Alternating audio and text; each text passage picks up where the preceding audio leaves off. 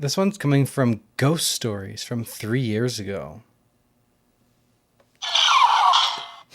Halloween prank gone spooky. So 2 Halloweens ago, I did something kind of dumb. Let me start at the beginning. I started working in a small local pizza shop in my hometown. After a few days, I became really good work friends with the early morning housekeeper for the bar next door. She was really cool and dark, very mysterious. Along with her, I made friends with some of the cooks. One cook and I started hanging out almost every weekend. Eventually, the housekeeper became comfortable with us coming over. Now, I was not expecting what I walked into. Her house was like the party store threw up on Halloween and horror in her house. She had many odd collections: stones, dead flowers, herbs, and many books on witches and black magic. Her prized possession was a real human skull she got off a crackhead many years prior. Okay. Needless to say, it took some warming up to get used to her house. Though spooky, it was still very much inviting. Cut to Halloween 2020, and it's a full moon. Halloween was my friend's only holiday she ever celebrated, so we went big. By this time, the cook we made friends with had become absolutely insufferable to be around, so we hatched an idea to scare the absolute piss out of him. The plan: my friend and her daughter and I sat down to talk about what we wanted to do. I mentioned how it was a full moon, so how about we go to the oldest cemetery near us at midnight and do some EVPs and stuff? They said absolutely. Now, my friend, we'll call her T, was very into black magic. She wanted to take her witch's bell and open a portal. I didn't really believe her, but went with it. Her daughter chimed in with the brilliant idea to construct a mox Didic box, and when we got there, she would smash it on the ground and start acting up to scare the cook off. We should have known better. Well, I should have.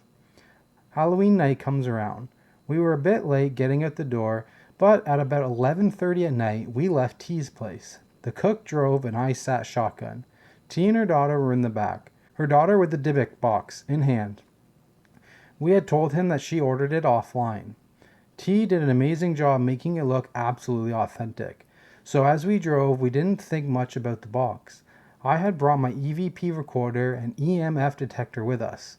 I set the EMF detector in the door as we drove and had it off.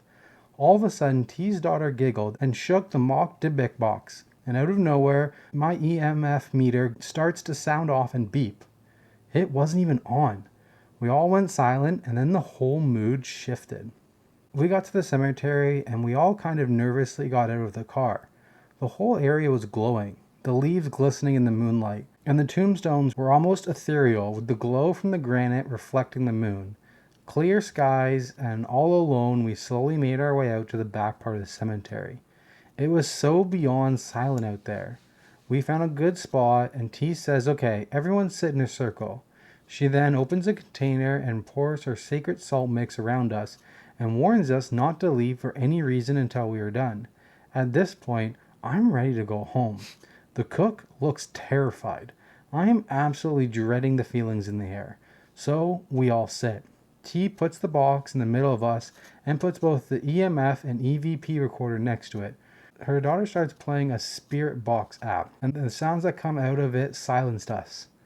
"Let me out," it said. Then the EMF went nuts.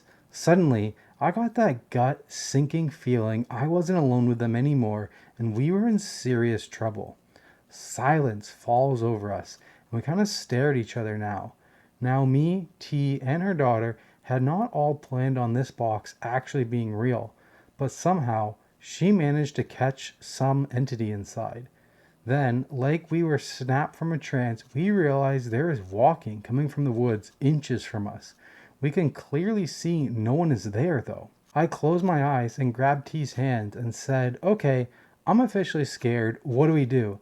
She says, "It's fine. Ghosts aren't real." I said, "Bitch, you and I both know that's a lie." As I said that, the cook stands up and says, "Yo guys, I think we really need to get the heck out of here. I can hear people all around us."